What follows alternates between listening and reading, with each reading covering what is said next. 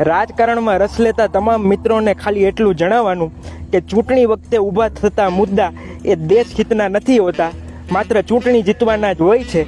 આજે ભાજપમાં છે એ કાલે કોંગ્રેસમાં વયા જશે, કોંગ્રેસમાં છે એ કાલે ભાજપમાં વયા જશે, અને જો બેમાંથી કોઈ નહીં રાખે તો એકલો ઊભો રહેશે, પણ ગમે એમ કરીને દેશ સેવા કરીને જ રહેશે।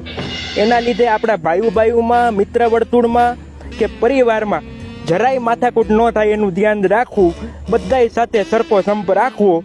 કારણ કે જૂનાગઢના મેળા પૈતા પછી જેમ સાધુઓ ક્યાં વયા જાય છે એની ખબર નથી પડતી, એમ ચૂંટણી પૈતા પછી આ નેતાઓ ક્યાં વયા જશે એની ખબર નહીં પડે।